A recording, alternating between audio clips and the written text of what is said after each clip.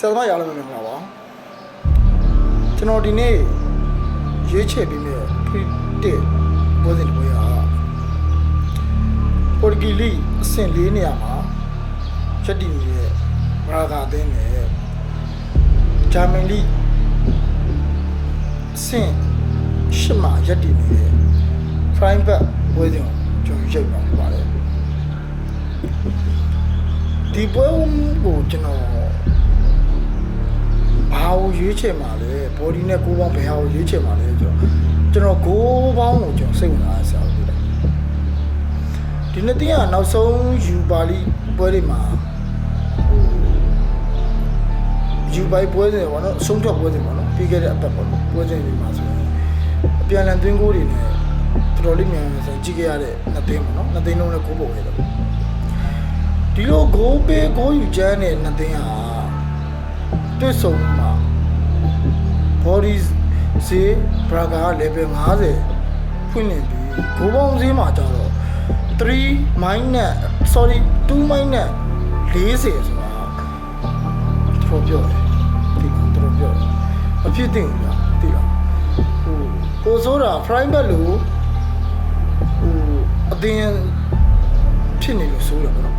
ဂျာမန်လီကပွဲမှာဂိုးပေးရလဲအကြောင်းရှိဂိုးယူရလဲအကြောင်းရှိเนาะဂိုးပေးဂိုးယူကျန်းတဲ့အသင်းပေါ့နော်ဂျာမန်လီကအဲ့လိုလီကအသင်းတွေကဒီဂိုးပေါင်းစေးကြီးလားဆိုနော်မျက်လုံးအောင်ပြူစီမီဖိုင်နယ်လို့ဒီဈေးပေးတာပါဘာဒီပြင်ဆိုရင်ဂိုးပေါင်းစေးပြင်းပါတယ်လို့ပြောစရာရှိတယ်ဒါပေမဲ့စီမီဖိုင်နယ်ပဲသိလားတကယ်လို့ပြိုင်မဲ့ဂိုးရသွားရင်ဘာကားပါလဲအင်္ဂလိပ်ဖြစ်နေပြီလက်ပိုက်ကြည့်နေမှာကျွန်တော်ဆိုလို့ရတယ်ပေါ့အဲ့တော့ဒီဂိုးပေါင်းကြီးဖွင့်နေတာကြီးတော့တေးကြတယ်ဘူကီဂိုးအောက်ကိုကြိုက်နေတာဖြစ်မှာပေါ့နော်အားကြောင့်လေဂိုးအောက်သမားမနေချင်အောင်လို့ဈေးပြော့ပြတယ်လို့ကျွန်တော်မြင်တယ်သိလားကျွန်တော်ကိုအောက်ယူမယ်ဘူကီဘက်မှာကျွန်တော်နေမယ်ဘူကီတော့မှရဲတင်းတင်းဂိုးပေါင်းဈေးဖွင့်လင်ထားရင်ကျွန်တော်တို့ကလည်းထိုးသားပြပြရဲတင်းတင်းယူရဲဖို့လိုရပါတော့သိလားအခုယူပါလိရှုံးထွက်စင်းဖိုင်နဲ့ပွဲစဉ်တပွဲဖြစ်တယ်ဘာရာဂါတင်းနဲ့ဖရိုင်းဘက်ပွဲစဉ်မှာကျွန်တော်